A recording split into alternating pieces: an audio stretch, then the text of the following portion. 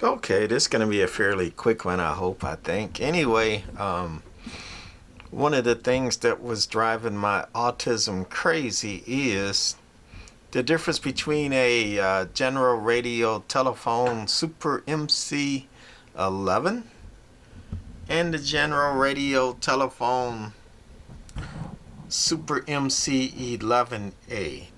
You know, they look almost identical, and the specs and everything are almost identical. Going through them from top to bottom, they look very much the same radio. And I've heard a lot of people say they don't want no 11, they want an 11A. And I always wondered why. And I even asked for years, like, what's the difference between a 11 and 11A? Kind of drove me crazy. Same layout, same channel, same tubes and everything. So the Sam's PhotoFact has a PhotoFact with the schematic of the general radio telephone Super MC-11/A. So it's the same schematic, for both of them. And going through that painstakingly, and also I got a schematic for the dedicated to the Super MC-11A. What I found is basically a couple differences, and for you guys who like the 11A over the 11, you're not gonna like this. What I found is the differences between 11A and 11 is they watered down the voltages or the power for the 11A. That's all they did. Basically, this is the voltage going to the final tube, going up to the modulation transformer there. And in the 11, it's just got that resistor. And in the 11A, adds that resistor to cut down the power of the final tube going into it. You're putting in more resistance in line, you're cutting down the power. People like, how do you raise or lower the dead key, like on a Browning or any tube radio? The ones that have the resistance in line like this, the less resistance, the more power, the more dead key. This does affect your audio too, but it's not straightforward.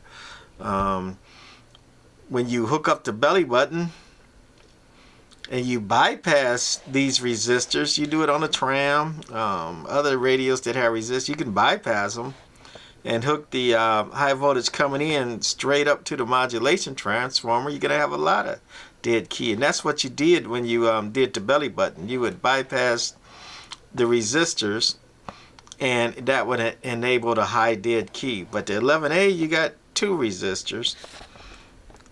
And then down here for the bias, it's the same thing, but it's kind of reversed, because this, for the negative bias, is going to ground. The 11 had one resistor, 11A got two resistors. So since this is going to ground, it works opposite as that voltage going in series there. You're actually grounding out less. You're putting more resistance in there, so that negative bias is going to raise a little bit. And the more bias you have, the negative bias, the less dead key you have. So again, they added more resistance, that second resistor there, to tame down the 11A. And even in the schematics, it doesn't say, which one's what. But in the schematic somewhere, it says that those dotted lines, like that ground is going to a dotted line, and them X's mean that some versions have it and some versions don't. And I had to kind of go through it and figure it out and look at the schematics over on the 11A to figure out what had it and what don't. Same thing here. The dotted line and the X's mean some people had it, some don't. And the 11 was the one that didn't have all the extra resistors in there for the power. And the 11A, they put a couple resistors in there strictly to tame it down some, right?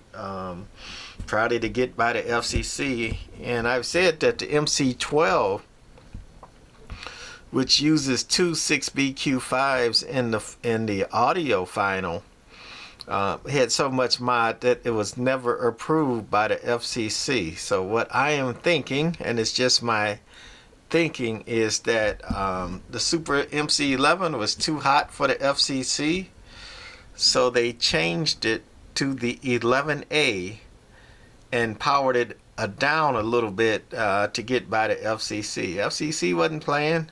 And then when General Radiotelephone came out with the MC-12 with the push-pull 6BQ5s, they just killed it, period. Like, nope, nope, nope, nope, nothing for you. Even though this is a big bad radio with the big bad final there, and it's got a big fat audio tube too. Well, it's not too big, but it's bigger than a 6BQ5, but that's two tubes in one. Basically, it's push-pull finals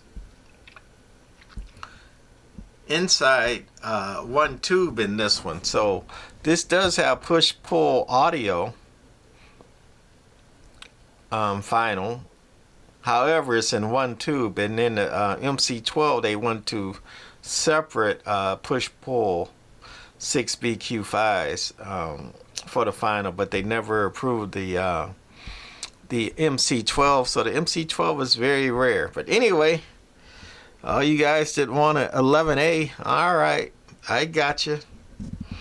You want the one that's been tampered down, and the 11 is the one that's I guess more powered up.